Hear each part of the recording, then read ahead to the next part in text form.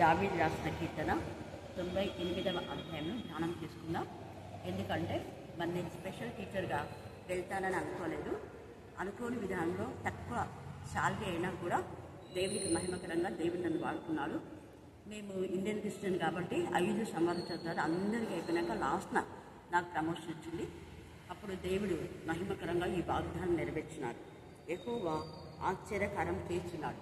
చాలామంది స్పెషల్ టీచర్గా రికమెండ్ చేసుకొని రెగ్యులర్ చేయించుకున్నారు. కానీ దేవుడు మాత్రమే దేవా మీరు ఎప్పుడు ఇస్తే అప్పుడు తీసుకుందాం అనుకున్నాం. 5 సంవత్సరాల తర్వాత దేవుడే నాకు ఆయన ఇష్టమైన చెప్పిన ఎలాంటి రికమెండేషన్ లేకుండా మరి ప్రమోషన్ ఇచ్చినాడు. అప్పుడు దేవుడు రిటైర్డ్ అయ్యే వరకు కూడా తన సన్నిధానానికి నాకు తోడుగా ఉంచాడు. దేవుడు ఇచ్చిన ఈ వాగ్దానం ఉద్యోగం ఎవరెవరు చేయబోతున్నారో వారందరికీ ఈ వాగ్దానం స్వతంత్రించుకుందరు కాక. యెహోవా ఆశ్చర్యకరం చేస్తున్నాడు. ఆయనను గురించి కొత్త కీర్తన పాడుడి. కొత్త కీర్తన అనే మాట అర్థం ఏంటంటే మనం కీర్తన రాసి పాడుకోకపోయినా ప్రతిదినం నిత్యమైన లేఖన భాగం చదువుకుంటూ వెళ్ళాలి. చదివిందే చదవడం కాదు, వరుస క్రమంలో మనం బైబిల్ ఎప్పుడైతే చదువుతామో అప్పుడు ప్రతిరోజు దేవుడు మనతో మాట్లాడతాం. ఆ చదివినదే ధ్యానించి మనం అనుకోకుండా ఎవరు వాక్యం చెప్పమంటే అప్పుడు చెప్పగలుగుతాం. అది ముఖ్యంగా మనం చేయవలసిన పని. ఆయన దక్షిణ హస్తము, ఆయన పరిశుద్ధ బాహు ఆయనకు విజయం కలుగజేస్తాం. ఎప్పుడైతే మన హృదయము నిర్మలంగా ఉంటుందో వాక్యం అనే నిర్మలమైన పాల వలన మనం శుద్ధి చేయబడి అనుదినం ఆత్మలో వెలుగుతుంటే మనకు విజయమే. అపవాదిని ఎదిరించే శక్తి దేవుడు మనకిస్తాడు. అపవాది మనం ఏం చేయదు, వాడు మన దగ్గర నుంచి పారిపోతాడు. వాడు యుద్ధం చేయడం చెప్పలేదు, ఖచ్చితంగా చేస్తాడు. శోధించడం చెప్పలేదు, శోధిస్తాడు. కానీ శోధన సహించి జయించినడు ధన్యుడు. వాడు యుద్ధం చేస్తారు కానీ వాడిపైన మీరు విజయం పొందారు, మీకే విజయం ఇస్తాడని ఇర్మియా 1 చివరి వచనంలో రాయబడింది. మీరు తర్వాత చదువుకోండి. ఆయన దక్షిణ హస్తము, ఆయన పరిశుద్ధ బాహు ఆయనకు విజయం కలుగజేసి ఉన్నది. యెహోవా తన రక్షణను వెల్లడి చేస్తున్నాడు. అన్ని జనుల ఎదుట తన నీతిని బయలుపరుచున్నాడు. అన్ని జనులు మనం ఉద్యోగం చేస్తున్నప్పుడు అన్ని జనులు అనేక మందిని ప్రభులోకి నడిపించే వారంగా మనం ఉండాలి. ఒక ఉపాధ్యాయుడైనా, ఒక ఉద్యోగి ఎవరైనా పని వాళ్ళు చేసేటటువంటి వాళ్ళైనా ప్రభు బిడ్డలకు చెప్పాలి సాక్ష్యము, అన్ని జనులకు చెప్పాలి. చెప్పడం ద్వారా వాళ్ళు ఖచ్చితంగా మారుతారు. ఎందుకంటే నా అనుభవంలో చాలామంది ఉపాధ్యాయులు మారి మరి ప్రార్థన ఇప్పటికి కూడా వాళ్ళు చేయించుకుంటున్నారు. రిటైర్ 10 years అయినా కూడా అనేక మంది ప్రార్థన పోయి చేయించుకుంటున్నారు. వాళ్లకు మనం దైవికమైన విధానంలో కొన్ని హెచ్చరికలు కూడా చేయాలి. ఎందుకంటే హెచ్చరిక చేయకపోతే దేవుడు మనల్ని ప్రాణం గురించి ఉత్తరవాది అవుతారు. హెచ్చరిక చేసినా వాళ్ళు వినలేదనుకున్నాను, దేవునికి అప్పగించాలి. అందుకే అన్ని జనులు దేవుడు మనల్ని బయలుపరుస్తాడు. యెహోవా తన రక్షణ వెల్లడి చేస్తున్నాడు. అన్ని జనుల ఎదుట తన నీతిని బయలుపరుస్తున్నాడు. ఇశ్రాయేలు సంతతికి తాను చూపిన కృపా విశ్వాసతను ఆయన జ్ఞాపకం చేసుకొని విన్నాడు. కాబట్టి దేవుడు ఈ వాక్య భాగం దీవించి ఆశీర్వదించుగాక. ఆమేన్, ఆమేన్, ఆమేన్. ప్రార్థన చేసుకుంటాం. ప్రేమ నమ్మకం గల ప్రియాకరణలో తండ్రి, మీ కృపా ప్రేమ మా ఉద్దేశం బట్టి ప్రశస్తమైన మీ సన్నిధానంలోకి వదిలింపబడిన జగత్తుల రక్తానికి ఎంత స్థుతించినా కూడా తక్కువే తప్ప. మా విద్యార్థులు అనేక మందిని మీరు అనుకరించి మీరు ఇచ్చిన గవర్నమెంట్ జాబ్ని బట్టి మేము స్థుతిస్తున్నాం. అలాగే నా ప్రభ నా తండ్రి, మరి ఇంకా ఎంతమంది అయితే ఉద్యోగంలో చేరుతున్న వారందరూ మీ జ్ఞానాత్మక నింపండి. డాక్టర్ భావన వాళ్ళ హస్బెండ్ కూడా డిఎస్పీ ప్రమోషన్ చిన్న వయసులో ఉన్నత స్థాయిలో మీరు హెచ్చించారు. నేను స్థుతిస్తున్నాం.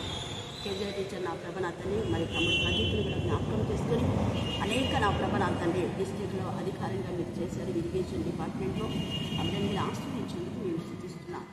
ఇంకెంతమంది అయితే నా తండ్రి ఎక్కడ వెళ్తున్నారో మా ఉపాధ్యాయులు కానివ్వండి, ఉద్యోగస్తులు ఎవరైనా వారు నేను ప్రకటించే బిడ్డలుగా, నీలో ఆనందించే బిడ్డలుగా, జీవితాన్ని నా ప్రభాని మహిమకరంగా సమర్పించే బిడ్డలుగా అయిపోమని మరి నాతో నా ప్రభా సేవలో సహకరించిన మా తండ్రి చిన్నాడు వారి కుటుంబాన్ని జ్ఞాపకం చేసుకుని ఆమెకు మీరు అద్భుత రీతిగా బ్యాక్టరీ సర్టిఫికేట్ ఇస్తానని మాట ఇచ్చినారు ప్రభాని.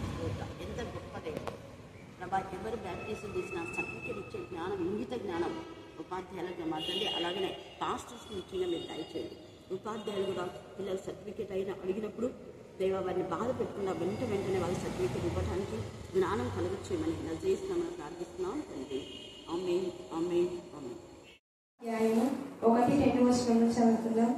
నేను శారోను పొలంలో పూయి పుష్పం వంటి దానను, దోయలలో పుట్టిన పద్మం వంటి దానను, బక్కసి రక్కసి చెట్లలో వల్లి పద్మమును కనబడినట్లు స్త్రీలలో నా ప్రియురాలు కనబడుచున్నది.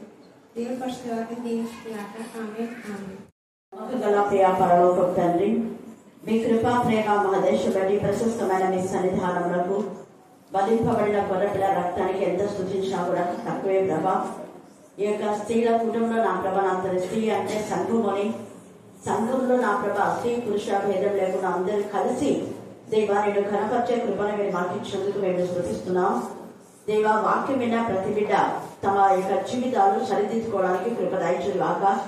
ఈ రోజు నా ప్రభ నా తండ్రి మరి సెప్టెంబర్ మాసంలో చివరి దినం. ఈ సెప్టెంబర్ మాసం అంతట్లో మేము వెళ్ళిన ప్రతి గృహాన్ని మేము దర్శించిన ప్రతి సంఘాన్ని బట్టి దేవా మీకు మహిమకరంగా మమ్మల్ని ఈ నెల అంతట్లో వాడుకున్నారు. అందుకు ఎంత సూచించా కూడా తక్కువే. అనేక గృహాల్లో మీరు చేసిన అద్భుతాలు, ఆశ్చర్యాలు, వింతకారాలు, గొప్ప కార్యాలు, సూచక్రియలు బట్టి మేము స్తుతిస్తున్నాం. ప్రత్యేకంగా ఎంతో మంది మిసరిగా ప్రార్థించమని చెప్పిన వెడకు మీరు గవర్నమెంట్ జాబ్స్ ఇస్తామన్నారు, ఇచ్చారు ప్రభా. స్తోత్రం దేవా నా తండ్రి. మరి మా ప్రభా గిద్దలు గోన ఆశీర్వాదం అంకులు వారి ఫ్యామిలీలో 7 మందికి మీరు గవర్నమెంట్ జాబ్స్ ఇచ్చినందుకు ఎంత స్తుతించా కూడా తక్కువే. అలాగే మా విద్యార్థుల్లో 7 మందికి మీరు ఇచ్చారు, అందుకు కూడా మీకు వందనాలు స్తోత్రం చెల్లిస్తున్నాం. డాక్టర్ భావన వారి హస్బెండ్ నా ప్రభ నా తండ్రి డిప్యూటీ నా ప్రభ మీ నామంలో మీ రక్తంలో మీరు కనికరించి డిఎస్పీ ప్రమోషన్ మీరు ఇచ్చిన విధానం బట్టి మేము స్తుతిస్తున్నాం. అయితే గవర్నమెంట్ చేసే ప్రతి అక్రమ అరాచకాలను జయిస్తామని గర్తించి పాత్రలకు బంధించమని ప్రార్థిస్తున్నాం. దేవా మా చెల్లి వారి యొక్క నా ప్రభ అల్లుడికి నా తండ్రి దేవా మీరు ఇచ్చిన గవర్నమెంట్ జాబ్ ఎంఎస్సీ బీఈడి నా తండ్రి మీకు ఎంతగా స్తుతులు స్తోత్రం చెల్లిస్తున్నాం. బిడ్డ కష్టానికి తగిన ఫలితాన్ని మీరు దయచేసినందుకు మేము స్తుతిస్తున్నాం. ఇంకా మరికొంతమందికి మీరు ఉద్యోగాలు ఇవ్వబోతున్నారు, అందుకు మీకు ముందే స్తుతులు స్తోత్రం చెల్లిస్తున్నాం తండ్రి. మోడల్ స్కూల్లో కూడా నా ప్రభా బిడ్డలు సెలెక్ట్ కావడానికి దేవా ఇంగ్లీష్ టీచర్స్ గా నా తండ్రి మీ బిడ్డలు మీరు సెలెక్ట్ చేసుకుంటూ కాక వాడు ఎన్ని మేలు చేశారు కదా అని చిన్నవాళ్ళు అని మనం చిన్నవాళ్ళని తృణీకరించదు. చిన్నవాళ్లే పెద్ద పెద్ద పనులు చేస్తారు. ఇక్కడ కరుణాపీఠంలో చాలా మంది చిన్న పిల్లలు చూడండి. మనకు మరి మీకు బాగా పెద్దలు ఉన్నారు. ఇక్కడ ఎంఎస్సీ బీఈడి చదివిన వాళ్ళు ఉన్నారు, ఎంఏ బీఈడి చదివిన వాళ్ళు ఉన్నారు, బీఎస్సీ బీఈడి ఉన్నారు కదా వెల్. అయితే వాళ్ళకు నేర్చుకునే కంటే కూడా చిన్న పిల్లలు సెకండ్ క్లాస్ నుంచి 8th క్లాస్ వరకు ఎక్కువ వాక్యం నేర్చుకున్నారు. ఇప్పుడు ఎవరు ఎట్లా చెప్పండి మీరు? హల్లెలూయా హల్లెలూయా. చిన్న పిల్లలు దేవుడు ఊరికెళ్ళాల బాలుర స్తుతుల మూలంలో ఏం కడతారట? దుర్గాని. ఈ పిల్లలు ఇంత ఎక్కువ వాక్యం చెప్తున్నారు కాబట్టి దేవుడు వెంటనే ఈ కరుణా పిల్లలు మీకు సరిపడలేదు, మళ్ళా విశాల స్థలంలో పంపిస్తాను అంటున్నాడు. నీ ఇష్టం ప్రభా, నువ్వు పంపిస్తే నేనెందుకు పోను ప్రభా, అది నీ ఇష్టం. నేను కరుణాపీఠ కట్టిస్తానని అనుకోలేదు, మీరు కట్టించారు, అది మీ ఇష్టం. అందరినీ ఇక్కడ పిలిపిస్తారని నేను అనుకోలేదు. ఆదివార దినం నుంచి ప్రతిరోజు వాక్య పరిచయం జరుగుతుందని నేను అడగలేదు, అనుకోలేదు ప్రభా. మీరు ఏర్పాటు చేస్తున్నారు, అది మీ ఇష్టం ప్రభా. మీకై మీరు మాధుర్యమైన తేనెనిస్తాము అంటే మేము వద్దంటామా ప్రభా? హల్లెలూయా హల్లెలూయా. కాబట్టి ప్రార్థన చాలా చాలా ప్రాముఖ్యం. మనం అడిగిన దానికంటే ఊహించిన దానికంటే అధికమైన మేలు తండ్రి అయిన దేవుడు మన జీవితాల్లో తెలియజేస్తాడు.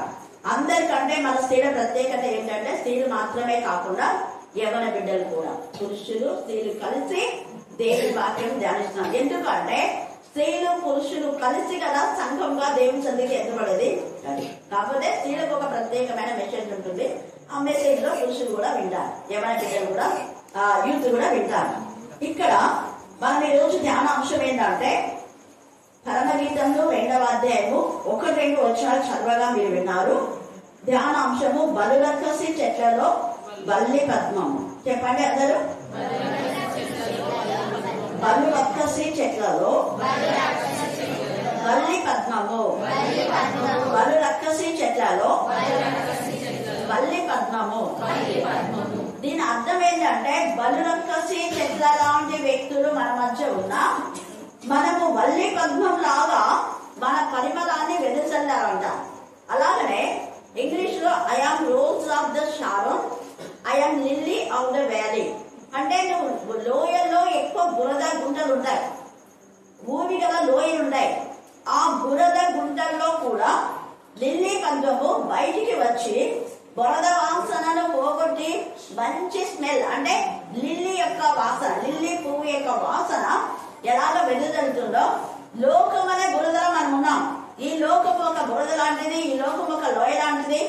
అయితే మనం ఎలాగో ఉండాలంటే రుచికరమైన ఉప్పులాగా ఉండాలా. మీరు ఉప్పై ఉన్నారు లోకానికి అన్నారు, మీరు లోకానికి వెలుగై ఉన్నారు అన్నారు. అలాగే మనం లోకానికి పరిమళ వాసన వెదజల్లే వారు. ఎందుకంటే ఆయనకు పరిమళ వాసన అంటే ఎంత ఇష్టమో. ఇష్టం కాబట్టే మగ్దలేనే మరియ ఆమె వేశ్యలంటే బలిలొక్క చెట్ల లాంటి వాళ్ళు. అంటే అనేక మంది కుటుంబాలను నాశనం. బలిలొక్క చెట్టు అంటే ముళ్ళు ఎప్పుడైనా మనకు మేలు చేస్తాయి, ముళ్ళు మేలు చేస్తాయి చెప్పండి, ఎప్పుడు హాని చేస్తాయి. అది ఏ ముళ్ళైనా ఏదో కొన్ని తుమ్మ ముళ్ళ ఏదో ఒకటి మాత్రమే అది ముక్కు పొడగ పెట్టుకోవడానికి కుట్టుకుంటారు, చెవులు కుట్టుకుంటారు, అంతేగాని ఇంకా మిగతాది ఇంక్లూడింగ్ రోజా ముళ్ళు కూడా చాలా. ఇది ఒక్కసారి ముళ్ళు ఒకసారి ఎక్కడ కూర్చుని చాలా పెయిన్ వచ్చింది నాకు. దాదాపు 2 వీక్స్ పెయిన్ ఉంది. అది అలా అంటే కూర్చుకుంది, ఇంకా అది కూర్చుకుంది కదా అని అనుకున్నాను నేను చేయడం. కానీ లోపల చిన్నగా ఉండింది, అది నాకు తెలియదు. తర్వాత ఎందుకు ఇంత పెయిన్ వస్తుంది అనుకో చూస్తే చిన్నగా వచ్చేసింది. హల్లెలూయా. ఈ రాత్రి కాల సమయంలో పాపం అనే ముళ్ళు అది ఎంత చిన్నదైనా నీకు నొప్పిని కలుగజేస్తారు, నీకు బాధను కలుగజేస్తారు. ఇంకా పెద్ద పెద్ద ముళ్ళు, ఇంకా కొన్నిసార్లు ముళ్ళు కూర్చుకొని సెప్టిక్ అయ్యి కాళ్ళు కొట్టేసే పరిస్థితి కూడా ఉన్నాయి. అంటే ఈ లోకంలో కొంతమంది వ్యక్తులు ముళ్ళలాగా ఉంటారు. కానీ అలాంటి వ్యక్తుల మధ్య కూడా మనం ఎలాగో ఉండాలంటే ఈ యొక్క లిల్లీ పద్మం లాగా లేకపోతే రోజా పుష్పం లాగా మనం వికసించాలి అని పరిశుద్ధాత్మదేవుడు కోరుతున్నాడు. రోజా పుష్పం అయితే ఈ లిల్లీ పుష్పం కంటే కూడా అది బురదలో వికసిస్తుంది. కానీ ఈ యొక్క రోజా పుష్పము ఎన్ని ముళ్ళు దాటుకొని వస్తుంది. ఆ కొమ్మకంతా ముళ్ళే ఉంటాయి, అవునా కదా? కొమ్మకంతా ముళ్ళే ఉంటాయి. కానీ అన్ని ముళ్ళు దాటుకొని అది వస్తుంది ఎంత మంచిగా. కానీ పుష్పంలో నుంచి మనం చూస్తే ముళ్ళులన్నీ ఏమైపోతే కనపడతాయి. అయితే ఆ పుష్పము ఎంతగా వికసిస్తుంది, దాన్ని ఎంత మంది ఇష్టపడతారు. రోజా పుష్పములు పురుషులు కూడా, మల్లెపూలు మాత్రమే స్త్రీలు పెట్టుకుంటారు, మిగతా పూలు పెట్టుకుంటారు, లిల్లీ అవన్నీ పెట్టుకుంటారు. బంతి ఏపులైనా కొన్ని పూలు పెట్టుకునే వాళ్ళు ఉన్నారు. అయితే రోజా పుష్పాన్ని మాత్రం చాలా మంది పురుషులు కూడా వాళ్ళ కోట్లకు పెట్టుకుంటారు వివాహ కార్యక్రమంలో. ఇంకా నెక్లు కాలైతే ఎప్పుడైనా రోజు ఒక పువ్వు పెట్టుకుంటారు. Not only wedding day. Hallelujah, hallelujah, hallelujah. ఆయన ఆలోచన వైనాట్ ఎందుకు మేము పెట్టుకోకూడదు అని కోడికి చిన్న రోజు ఒక రోజు ఆయన అది పెట్టుకునే వెళ్తుంటారు. దాని అర్థం ఏంటంటే ఆయన వాక్యం చదివాడు, చాలా మందికి తెలియదు. ఎందుకు నెహ్రూ గారు రోజే పెట్టుకున్నారు అంటే ఇక్కడ I am rose of the Sharon అన్నాడు. ఏసయ్య ఎన్ని ముళ్ళ మధ్యలో గులాబీ లాగా ఇంతమంది ప్రజలు బలరక చెట్లలాగా ఆయన బాధ పెడుతూ ఆయన వాక్యం చెప్పకుండా ఆయన గురించి సలుగుతూ మేలును పొందుకొని మళ్ళీ ఆయన మన నేరారోపణ. మనలో కూడా ఎంతో మంది మేలు పొందుకున్నారు. మేలు పొందుకున్న వాళ్ళందరూ వస్తే బయట రోడ్డు కూడా పట్టదు. కానీ వాళ్ళంతా విశ్వాసఘాతకులలో కూడా కొంతమంది మంచి విశ్వాసం కలిగి మందిరానికి వస్తున్నారు. నిన్న వర్షం ఉన్నా కూడా వచ్చారు. అది మీరు వల్లి పువ్వు లాంటి వాళ్ళు, మీరు రోజా పుష్పం లాంటి వాళ్ళు. ఎందుకంటే వర్షం మిమ్మల్ని ఆపలేదు, ముళ్ళు ఆ పువ్వు పైకి రాకుండా ఆపలేదు, బురద ఆ లిల్లీ పుష్పము పైకి రాకుండా ఆపలేదు. బురదలో నుంచి పైకి వస్తుంది. ముళ్ళు ఎన్ని ముళ్ళు నాకు నేను పైన వేసిన పైన బాదం అదేది దానిమ్మ చెట్లు దగ్గర కొన్ని ఉన్నాయి. బాబా చూసి దానిలో నుంచి వచ్చింది కదా మేడం కృష్ణవేణి మేడం ఇక్కడ ఉంది లిల్లీ పువ్వు అని అంటే అవునమ్మా అన్న బాగా పైకే అంటే దాంట్లో కడ ఎంత ఇదిగా చెట్లంతా కుమ్మలు ఉంటాయి కదా, దాని కూడా ముళ్ళు ఉంటాయి, దానిమ్మ కూడా ముళ్ళు ఉంటాయి తెలుసా మీకు. దానిలో నుంచి కూడా అది ఎంత చక్కగా ఆ చెట్టు అంతట్లో అది మామూలుగా దానిమ్మ పండు ఉన్నా కూడా ఆ లిల్లీ పుష్పం చూస్తుంటే ఎంత బాగుంది. ఇంకొకటి లిల్లీ పుష్పంలో స్పెషాలిటీ ఏంటంటే రోజా పువ్వు సింగిల్ గా ఒకటే ఉంటది, కానీ లిల్లీ అలా కాదు, గుత్తులుగా ఉన్నాయి. అంటే నువ్వు ఫెలోషిప్ లో ఉండాలి, నువ్వు సహవాసంలో కనీసం రెండన్నా కలుసుకుని ఉంటాయి, రెండన్నా అనుకుని ఉంటాయి. రోజా పువ్వులు ఒకటైనా దాంతో వేరేనే ఉంటాయి, కానీ ఇది రెండు అంటుకుని ఉంటాయి. అందుకే ఇద్దరు కలిసి ఏకీభవించి ప్రార్థన చేయాలన్నది లిల్లీ పుష్పం ఈ రోజు నీతో నాకు అందించేటటువంటి సందేశం. అలాగే రోజా పుష్పం మనకు అందించే సందేశం ఏంటంటే ఇప్పుడు ముళ్ళు అనేవి చాలా ఉంటాయి. నేను వాటిని దాటుకొని వచ్చినాను కదా, దాటుకొని వచ్చినందుకే నన్ను అందరూ ఇష్టపడుతున్నారు కదా. నువ్వు కూడా పాపమును అసహించుకొని, చెడుతనంను అసహించుకొని, మనుషుల యొక్క ముళ్ళలాంటి మనుషులు మన చుట్టూ ఉన్నారు, వాళ్ళందరి నుంచి నువ్వు షైన్ అయిపోవాలి అని అది మనకు ఉపదేశం అందిస్తుంది దేవుని ద్వారా. హల్లెలూయా, హల్లెలూయా. అనేక మంది ప్రధాన యాజకులు, పెద్దలు, శాస్త్రులు, పరిచయం అనే వాళ్ళు ముళ్ళలాగా యేసయ్యను ఎంతగా రోజు ఆయన టార్చర్ చేశారు. ఒక్క రోజు కాదు, ప్రతి రోజు ఎక్కడ స్వస్థపరిస్తే ఈ రోజు విశ్రాంతి దినం కదా, ఎందుకు స్వస్థపరిచినావు అంటారు. అలాగా వేరే వాళ్ళ ఇళ్ళకి పోతే వాళ్ళంతా కూడా చుంటారు కదా, ఎందుకు పోయినావు అంటారు. ఇంకా ఏదో ఒకటి కానీ యేసయ్య కూడా వెంటనే వాళ్ళకు ఘాటైన సమాధానం, పరిమళ వాసన కలిగినటువంటి ఉపదేశాన్ని గద్దింపులతో చెప్పాడు. ఎందుకంటే వాళ్ళని ప్రేమిస్తున్నాడు కాబట్టి, శిక్షించడం కాదు, ప్రేమిస్తున్నాడు కాబట్టి వాళ్ళు తెలుసుకొని మాట్లాడేమో, మీరు యాజకులైతే బోధకులైతే మీకు ఇవి తెలీదా అని అంటాడు. అందుకని వాళ్ళు మారాలనేదే యేసయ్య ఉద్దేశం. మనం సామెతలు చూస్తే ఇందాక పిల్లలు చెప్పారు, సామెతలు 1వ అధ్యాయం 1:23 చదవండి. నా గద్దింపు విని తిరగండి అంటున్నాడు. ఎన్నిసార్లు తిరగకుండా ఉంటారు, ఎన్నిసార్లు మారకుండా ఉంటారు. తిరుగుడే. ఎవరి వైపు తిరగాలి చెప్పాలా? చేళ్ల వైపా, పంట వైపా, ఇంకా పులుగులక్ష్మి వైపా. ఏం రాదంటే పులుగులక్ష్మి వైపు, ఏం రాదంటే ఇంట్లో పంట, ఏం రాదంటే చుట్టాలు వచ్చింది, ఏం రాదంటే పిల్లలు వేస్తుంది. ఎప్పుడు ఏమి చెప్పకూడదు. పిల్లలు ఇచ్చిందే దేవుడు కదా, మరి పొదుపు లక్ష్యం కట్టడానికి డబ్బులు ఇచ్చిందే దేవుడు. నీ కాలు చెయ్యిందే పోయి పని చేసుకొని కూలి కడతావా అంటావు. ఎందుకు ఇంగితే జ్ఞానం అనుకున్నావు? అవన్నీ ఆప్షన్. అవి దేవునికి ఇవ్వాల్సిన ప్రయాసం ఇచ్చిన తర్వాతనే వాటన్నిటిని చేసుకుంటే అప్పుడు నీకు ఆశీర్వాదం, అప్పుడు దేవుడు నీతో ఉంటాడు. ఇక్కడ అంటున్నాడు, దాని గద్దింపు విని తిరుగుడే, తర్వాత ఆలకించుడి. అది నువ్వు దేవుని వైపు పూర్ణ హృదయంతో, పూర్ణ ఆత్మతో, పూర్ణ మనసుతో, పూర్ణ మనసుతో తిరిగినప్పుడు ఆత్మను చూపిస్తాడు ఆయన. ఈ ఆత్మ జ్ఞాన వివేకములకు ఆధారముకు ఆత్మ. ఇది సామాన్యమైన ఆత్మ కాదు. నువ్వు బలలక్క చెట్లలో నేను అనేక విధాలుగా అవమానించేటటువంటి అవమానికుల మధ్య, శోధనల మధ్య, రోగాలతో, బాధతో, మానసికంగా ఇందాక మనీ ప్రాణం చెప్పుకోలేని బాధలో ఒక ఉంటే దేవుడు నిన్ను నెమ్మది కలుగ చేస్తాడు. అందుకే ఆత్మని కొనయిస్తాడ ఆయన. ఎంత చక్కగా చెప్తున్నాడు. అదే మనం చూస్తే ఈ యొక్క సామెతల 9వ అధ్యాయంలో ఆ యొక్క ఆత్మ 7 జ్ఞాన ఆత్మ. ఆ జ్ఞాన ఆత్మ 7 స్తంభాలు పట్టుకోండి. ఆ 7 స్తంభాలు యాకోబు 3:17 చదివితే అక్కడ ఉంది. పరిశుద్ధత. మొదటి స్తంభం పరిశుద్ధత. పరిశుద్ధత ఉంటే ఇంకా అన్ని వచ్చేస్తాయి. విశ్వాసము, విధేయత, ప్రేమ, పరిశుద్ధత. ప్రేమ అంటే వాక్యం. వీటి ద్వారా అన్ని బ్లెస్సింగ్స్ వస్తాయి. తర్వాత పిల్లలు చెప్పారు సామెతలు 22లో 1000 కొలది వెండి బంగారు నాణ్యముల కంటే ఆయన ఇచ్చిన ధర్మశాస్త్రమే శ్రేష్టము. తర్వాత మంచి పేరు కంటే కూడా, సుగంధ తైలం కంటే కూడా ఆయన వాక్యమే శ్రేష్టం. హల్లెలూయా, హల్లెలూయా, హల్లెలూయా. ఆయన నామం అంతటికంటే వాక్యాన్ని హెచ్చించాడు. ఇది ఎప్పుడైతే మనం గ్రహిస్తామో దేవుడు మనం ఆశ్రయిస్తాడు. చదవమా, అది ఎక్కడో తీసుపెట్టుకోండి. సామెతలు 1:28 దాకా చదవాలి. నెక్స్ట్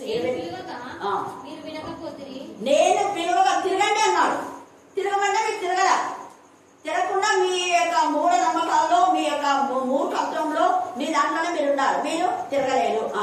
వినకపోతే చేయి చాపి గాయపడిన హస్తంతో సిలువలో మీకోసమే వేలాడని చూడండి అని యేసయ్య 2 చేతులు చాపి ఆ రక్తసిక్తమైన హస్తముతో నిన్ను నన్ను పిలుస్తున్నా. మరి సిలువగా మీరు వినకున్నారే. మీకోసమే ప్రాణం పెట్టిన, ఎవరు ప్రాణం పెట్టలేదు మీకోసం. ఒక తల్లి కూడా తన కుమారుడి కిడ్నీ పోయిందంటే ఇవ్వడానికి వెనకాడే రోజులు. ఒక తండ్రి తన పిల్లల కిడ్నీ పోయిందంటే వెనకాడే రోజులు. కన్ను ఇవ్వడానికి వెనకాడే రోజులు. కానీ అపోస్తలుడైన పౌలు కంట కళ్ళ జబ్బు ఉంటే అనేక మంది మేమిస్తాం, ఆ కళ్ళను కళ్ళ తీసుకున్నారంట. అది పోతుంది. హల్లెలూయా, హల్లెలూయా. చదవమ్మా. నా చేయి చాపగా ఎవరు లక్ష్య పెట్టకపోయినారు. ఎంత బాగా చెప్తున్నారు. ఎవ్వరు. నేను అంతే ఎంత పిలిచినా కూడా ఎందుకు వీళ్ళు రారు అనుకుంటా కొంతమంది ఈ వీధిలో. ఎన్నిసార్లు చెప్పినా తల్లులకు బుద్ధి రాదు, పిల్లలకు బుద్ధి రాదు, పెద్దలకు బుద్ధి రాదు. ఇంటి దగ్గర నడిపోయి ఇప్పుడు మామూలుగా యూత్ అయితే తల్లి లేదా పనులకు వెళ్ళిపోయింటారు.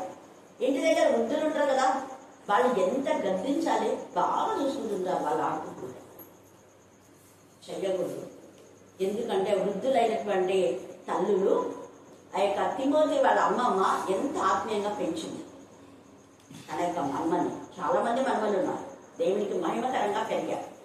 హల్లెలూయా, హల్లెలూయా. కాబట్టి ఈ రాత్రి మనం ఎలాగ ఉండాలో చూడండి. నేను చెప్పిన బోధ ఏమి మీరు వినక రోజు వేశారు. ఊగా వింటారు, కొంతమంది వింటున్నారు, బాగా ఆసక్తిగా వస్తున్నారంటే కానీ పాటించారు. మీరు పరిశుద్ధంగా ఉండండి, యథార్థంగా ఉండండి, నిజాయితీగా ఉండండి, దేవుని మాట వినండి. ఆయన ఇష్టం చేయకంటే మన ఇష్టమే చేస్తాం. ఎన్నిసార్లు చెప్ప మన ఇష్టమే, ఎన్నిసార్లు దేవుని కోపం వచ్చే పనులే. నేను బోధించగా మీరు వినకపోతే అంటున్నాం. నేను గద్దింపగా లోబడకపోతే, కొంతమంది లోబడుతున్నారు దేవునికి. హల్లెలూయా, హల్లెలూయా. లోబడిన వాళ్ళను దేవుడు దీవించుగాక. ఎవరైతే లోబడనటువంటి వాళ్లకు అండర్లైన్ చేసుకోండి, లోబడిన వాళ్లకు, చెప్పింది చెప్పినట్టుగా చెయ్యని వాళ్లకు, లోబడని వాళ్లకు దేవుడు కూడా ఇప్పుడు ఇచ్చేటటువంటి శిక్ష అది. కాబట్టి ఎందుకు చెప్పింది మీరు విన్నా, గద్దిస్తే గద్దింపడానికి లోబడ్డా, బోధిస్తే బోధన కూడా తోసేస్తున్నారు. ఇది వాక్యం అమ్మా, దేవుని వాక్యం ఎలాగో ఉందంటే వినరు. విశ్వాస ఘాతంలో దేవుడు శిక్షిస్తాడు. విశ్వాస ఘాతంగా ఉండొద్దండి, చేసిన మేరకు ప్రతిగా ఉండండి. ఈ రోజు బేబీ వచ్చింది కన్నడ నుంచి, వాళ్ళ ఫ్యామిలీ మొత్తం. సుధాకర్ బేబీ మీకు తెలుసు కదా, డాక్టర్ వాళ్ళ పాప అను అప్పటి నుంచి రావాలనుకున్నారు. పాపం ఈ రోజు వీలైంది, వాళ్ళకు డ్యూటీలో ఉంటారు కదా అని చెప్పేసి దేవుడికి స్తుతులు చెల్లించి కొంచెంసేపు ప్రేయర్ చేసుకుని మాటల సందర్భంలో ఆమె అనేది, అక్క విక్టోరియా ఎట్లుంది, బాగుంది అంటే, నువ్వే పోయి అడిగిపోయింది వే అన్నా. అప్పుడు ఆయాసంతోనే పెండ పట్టుకొని వస్తున్నాయి, ఎందుకంటే వాళ్ళంతా చిన్నప్పటి నుంచి చూస్తున్నారు కాబట్టి. అసలు డ్రాప్ అవుట్ పనిలో ఒకటో దత్త ఏమొచ్చేస్తే ఇంకా బడి నుంచి డ్రాప్ అవుట్ అయిపోయింది. డ్రాప్ అవుట్ అయిపోయితే అలాంటి పిల్లల్ని తీసుకొని క్రిస్టియన్ అని పెట్టి ఉద్యోగం వచ్చింది అని అంటే అంతే. అది వాళ్ళకు ఉండాలి, వాళ్ళకు జ్ఞానం అనేది వాళ్ళకు ఉండాలి. ఇట్లా నాన్న పోయి నాతో ఇప్పుడు ఇంటి పోయి చెప్పిపోయినా, పోయిందే లేదు నాకు తెలియదు, కానీ 2-3 సార్లు అయితే వచ్చింది అని మాత్రం చెప్పింది నాకు. ఇంకా కొంతమంది చెప్తున్నారు, ఎందుకు కృతజ్ఞత లేకుండా ఉంటాం. ఉద్యోగం ముఖ్యం కాదు, ఆత్మీయ స్థితి. ఆత్మీయ స్థితి మనకు ముఖ్యం. చెప్పాను, రత్నం ఉంది, రత్నం వచ్చింది, ఆమె కోసం ప్రార్థన చేయండి, ప్రెగ్నెంట్ ఇప్పుడు అని కూడా చెప్పాను. ఎందుకు అంటే మనం చేసిన మేళను మర్చిపోతే ఒక్క రోజు ఉండదు. ఈ రోజు బాగున్నావు, కానీ ఒక రోజు ఖచ్చితంగా తెలిసిన జ్ఞానం ఉంటుంది 100%. తర్వాత చూడమ్మా, మీకు అపాయం కలిగినప్పుడు నవ్వుతాడంట దేవుడు. అర్థం చేసుకోండి, అపాయం కలిగినప్పుడు నేనే ఒకవేళ నవ్వినా అనుకో, అక్క కూడా ఎట్లా నవ్వింది అన్నాడు, దేవుడే నవ్వుతాడు. ఇంకా చెప్పండి మీరే, దేవుడే మనల్ని పుట్టించినాడు, ఆయనే పుట్టించినాడు, ఆయనే పెంచాడు, ఆయనే పెద్ద చేశాడు. మరి పెంచి పెద్ద చేసిన ఆయనే నవ్వుతున్నాడు. మరి నీ తల్లి నవ్వితే నీకు ఎట్లుంటది? కొంతమంది తల్లులు అటు ఉన్నారు, పిల్లలకు బాధపడుతుంటే నవ్వే తల్లులు కూడా ఉన్నారు. ఎవరిలాగా, అత్తలేలాగా, యజుబేలాగా, అంటే తమ పిల్లల స్వార్థమే వేరే వాళ్ళ నుంచి నవ్వుతుంటారు స్వార్థంతో. అలాంటి తల్లులు, కర్కశంగా ఉండే తల్లులు కూడా ఉన్నారు, వాళ్ళే బలిలక్క చెప్పండి. అలాంటి దేవునికి విరోధమైన తల్లులకు ఉన్నటువంటి పిల్లలు మంచిగా షైన్ అవుతుంటారు. ఈ యొక్క మగ్ధలేనే మరియా వాళ్ళ యొక్క తల్లిదండ్రులు మరి ఎలాంటి వాళ్ళు మనకు రాయగల, కానీ ఒక వేశ్య జీవితంలో ఉన్న ఆమె మంచి మొదటి మిషనరీగా దేవుడు ఆశీర్వదించారు. ఎంత మంచి రోజా పురుషుడు. హల్లెలూయా, హల్లెలూయా. వ్యభిచారం అనే ఆ యొక్క పాపం అనే బురదలో ఉన్నటువంటి ఆమెను దేవుడు యొక్క లిల్లీ పద్మం లాగా ఎంత చక్కగా, అందుకనే యేసే ముందే కవచం ఇది, I am rose of the Sharon, I am the lily of the valley.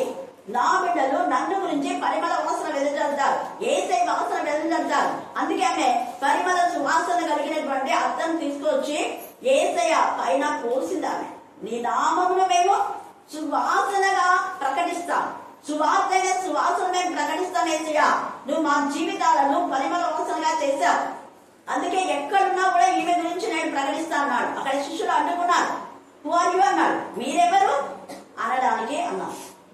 మీరెందుకు ఆమె తొందర పెడుతున్నారు? మీరు చేయని పనిని మీరు 3-4 సంవత్సరం నాతో ఉండి తిని తాగి చేశారు, కృతజ్ఞత ఎంత ఉండాలి. కానీ మీరు చేయలేదు. మీరు చేయని పని ఆమె చేస్తుంది. ఆమెను తొందర పెట్టొద్దండి అన్నారు. ఆమె కృతజ్ఞత కలిగిందామె. పాపమనే బతుకును, బురదలో ఉన్న బతుకును సరిచేశాడు యేసయ్య. ఇక నాకున్నటువంటి ఆస్తి అంతస్తులు ఎందుకన్నా మొత్తం అమ్మేసిందామె. ఆమె దగ్గర ఉన్న ఆ యొక్క ఎంత ఉందో అదంతా డబ్బు, కేవలము ప్రాపర్టీ అంటే ఇల్లు మాత్రమే నిలబడింది. ఆ ఇల్లే దేవాలయంగా ఇచ్చేసింది. యేసయ్య చనిపోయిన తర్వాత ఆ యొక్క మరి అక్కడ వీళ్ళు కూడి ప్రార్థన చేసేవాళ్ళు. ఇప్పటికి కూడా అది పెద్ద మందిరంగా కట్టబడింది యెరూషలేము. మగ్దలేనా, సెయింట్ మగ్దలేనా. హల్లెలూయా, హల్లెలూయా, హల్లెలూయా. ఈ సమయమందు మన జ్ఞాపకం చేసుకోవాలి ఎలాగో ఉంది మన బ్రతుకులు. తేలిగా ఇక్కడ దేవుడే నవ్వుతాడంట. మరి దేవుడు నవ్వితే మన బ్రతుకులు ఎలా ఉంటాయి? తీర్పు దినమందు దేవుడు అన్ని తీర్పులను తీసుకొస్తాడు. తర్వాత చదువు. మీకు భయం వచ్చినప్పుడు నేను అపహాస్యం చేస్తాడ. మీరు భయపడుతుంటే దేవుడు కూడా అపహాస్యం బాగున్నారులే అంటా ఉంటారు. మరి బాగుంది.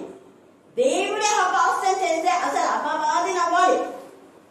కానీ దేవుడే నవ్వితే ఇంకా అపవాది ఇంకెంత నవ్వుతాడు? ఒక్కసారి ఆలోచించాలి. దేవుడే వదిలేస్తే బ్రతుకులు ఎలా ఉంటాయి ఆలోచించుకోవాలి. మీరు అపహాస్యం పాలు అవుతున్నప్పుడు దేవుడు కూడా ఎంతగానో భయపడుతున్నప్పుడు అపహాస్యం చేస్తాడు, నవ్వుతాడు, అపహాస్యం చేస్తాడు. తర్వాత భయం మీ మీదకి తుఫాన్ ఎప్పుడు వస్తుందో చెప్పొస్తుంది. ఏమన్నా రాదు. భక్తిహీనులకు, విశ్వాసఘాతకులు ఎప్పుడు ఏమైతుందో తెలీదు. భయం మీ మీదకి ఉరిలాగా వస్తుందంట, తుఫాన్ లాగా వస్తుందంట. సుడిగాలి వచ్చినట్లు మీకు అపాయం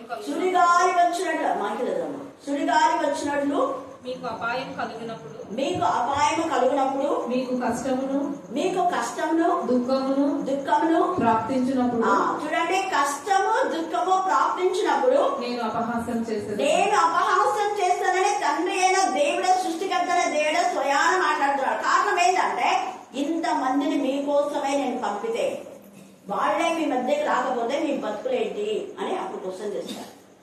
నేను ఎంతో మందిని పంపిస్తే, నా ప్రియకుమారుని పంపిస్తే మీరు నా ప్రియకుమారుని కొట్టి చిత్రహింసలు చేసి రక్తమంతా మీ ప్రాణంగా మీకు సమర్పించేలా చేశారు, అవమానపరిచారు. నా ప్రియకుమారుని మీరు ఎంత చేశారు, ఎంత బాధ పెట్టారు. దేవునికి అందుకే ఇక్కడ బాధ వచ్చేస్తుంది. ఇప్పుడు మీకు బాధ కలిగితే నేను నవ్వుతాను. అప్పుడు నా కుమారుని గురించి మీరు హేళన చేశారు కదా, కేరళ అనుకున్నారు కదా, కృతజ్ఞత లేదు కదా. అప్పుడు వారు నన్ను గూర్చి మొరపెట్టారు అంటే వాళ్ళు అప్పుడు ప్రార్థన చేస్తారంట, ప్రార్థన చేస్తారు, చేయిస్తారు కూడా. కానీ దేవుడు ఏం చేస్తాడ? ప్రత్యుత్తరం అంటే ఏం జవాబు. అందుకే మీ పాపము రక్తం వల్ల ఎర్రనివైనా, కెంపు వల్ల ఎర్రనివైనా హిమం లాగా చేస్తాడు, గొర్రెలాగా చేస్తాడు. ఎందుకు? ఆయన దగ్గరికి వస్తే రండి మనం వివాదం తీర్చుకుందాం. సమ్మతించి ఆయన మాట వింటే భూమి యొక్క మంచి పదార్థంలో దేవుడు అనుభవించాలి. అప్పుడు పక్కడు ఎంత తేటగా ఇక్కడ పరిశుద్ధ ఆత్మదేవుడు మాట్లాడుతున్నాడు. మీరు అప్పుడు మొరపెట్టారు, నేను వినను, మీకు జవాబు ఇయ్యను, ఉత్తరం ఇవ్వను. ఇది కంటెక్ట్ చేసుకోండి, మీకు అర్థమవుతుంది. అయితే 2వ రాజు 22:1-2 వచనాల్లో అక్కడ యెదీదా అనే ఒక ఆమె ఉంది. ఆమె భయంకరమైన బలులక్ష చెట్ల లాంటి స్త్రీలలో కూడా ఒక మంచి తల్లిగా తన యొక్క కుమారుడైనటువంటి యెషయా ఏదైనా ఆరంభించినప్పుడు 8 ఏళ్ల వాడే యెరూషలేమునందు 31 సంవత్సరం ఏరని. కొంతమంది రాజులు 1 రోజు, 2 రోజులు, 1 నెల, 2 సంవత్సరాలు మాత్రమే వాళ్ళు రాజరికం చేశారు. తర్వాత వాళ్ళని దేవుడు నాశనం చేశారు. వాళ్ళ యొక్క పాపపు స్థితిని బట్టి కొన్ని రోజులే. ఇక్కడ ఈమెయితే ఎంత చక్కగా, ఆమె ఎవరంటే యెదీదా. అతని తల్లి బోస్కతు ఊరి వాడేమో ఆదాయాకు కుమార్తె యెదీదా. అతడు యెహోవా దృష్టికి యథార్థంగా నడుచుచు కుడి ఎడమలకు తిరగక తన పితరులకు దావీదు చూపిన ప్రవర్తనకు సరిగా ప్రవర్తించారు. దావీదు ఎప్పటి వాడు, కానీ వరుస క్రమంలో దావీదు గురించి వాళ్ళు చెప్తున్నారు. దావీదు ఇలా నచ్చాడు, మనం ఇలా నడదాం. వాళ్ళ ముక్త తాతలందరూ కూడా చెప్తూ ఉన్నారు. అలాగా ఈ యెషయా నచ్చాడు కాబట్టి దేవుడు కూడా భయంకరమైన కీడు రాబోతుంది, నీ దగ్గర ఉన్న ప్రజలు దేవుడికి విరోధంగా చేస్తున్నారు అన్నప్పుడు ఆయన వస్త్రాలు చించుకొని దేవుని సన్నిధికి వస్తాడు. గుండె పగిలేలా దేవుని సన్నిధికి వస్తాడు. వచ్చి ప్రార్థన చేస్తాడు. 16 నుంచి మీరు 19 దాకా చదివితే అక్కడ ఉంది. 19వ వచనం మాత్రం నేను చదవండి. 19 ఇశ్రాయేలీయుల దేవుడైన యెహోవా సెలవిచ్చినదేమనగా, ఈ స్థలము పాడవుననియు దాని కాపురస్తులు దూషణాస్పదులు అగుదనియు నేను చెప్పిన మాటలను నీవు ఆలకించి మెత్తని మనసు కలిగి మనసు మార్చుకున్నాడు. రాసైనా కూడా తగ్గించుకున్నాడు. అయ్యో దేవా, ఈ సన్నిధికి ఇలాగా మీరు చేస్తున్నారా? అయ్యో దేవా, అయితే మీరు చెప్పినప్పుడు మేము తిరగకపోతే, మీరు చెప్పినప్పుడు మేము వినకపోతే నాశనం చేస్తారా? మీరు ప్రార్థన వినరా? మీరు నవ్వుతారా? అపహాస్యం చేస్తారా మాకు బాధ కలిగేటప్పుడు అని మెత్తని మనసుతో దేవుని సన్నిధిలో తగ్గించుకొని ప్రార్థన చేసి నీ బట్టలు చింపుకొని నా సన్నిధిని కన్నీళ్లు రాల్చిది కనుక నేను చేయి మనవి నేను అంగీకరించున్నాను. ఇక్కడ అంగీకరించాను, అక్కడ వినాలన్నావు. ఆయన గుండె బయట ఏడ్చినా నేను వినాను. నీ రోగంతో అలాగే ఎన్ని రోజులు బాధపడినా అన్ని రోజులు, ఎన్ని రోజులు నా వాక్యం నువ్వు వినకుండా నిర్లక్ష్యం చేశావో అన్ని రోజులు బాధ అనుభవించాల్సిందే.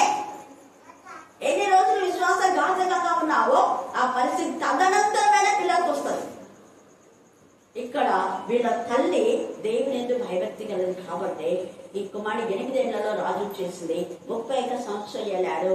తర్వాత తన కుమారుని యొక్క స్థానంలో ఈ కీడు రాకుండా దేవుడు ఆపేశాడు. ఎంత గొప్ప గట్టిగా హల్లెలూయా, హల్లెలూయా, హల్లెలూయా. కానీ అదే ప్రాంతంలో కొంతమంది స్త్రీలు మనం చూస్తే 23వ అధ్యాయంలో ఇక్కడ 7 వచనం చదవండి. మరియు యెహోవా మందిరం నందున్న పురుషగాముల ఇళ్లను పడగొట్టించను. ఈ పురుషగాముల ఇళ్లలో ఎవరున్నారంటే అషరా దేవికి గుళ్ళను అల్లు స్త్రీలు వాసం చేయుచుండు. గుళ్ళను అల్లు స్త్రీలు అంటే ఒక మంచి పట్టు వస్త్రం పైన థ్రెడ్ తో దేవి పటాలను చేసేవారు. ఇప్పుడు కూడా చేస్తున్నారు కదా, మన వాళ్ళు కూడా రాస్తారు కదా లెటర్స్ రాయడం. In the name of Jesus we have the victory. వాళ్ళ దేవతల పటాలు, శ్లోకాలు, అసలు అల్లికలు తేడవంచుడు కదా. ఆ దేవి లాగానే అల్లికలు. అక్కడ అషేరా దేవికి గుళ్ళను అల్లు స్త్రీలు వాసం చేయుచుండే.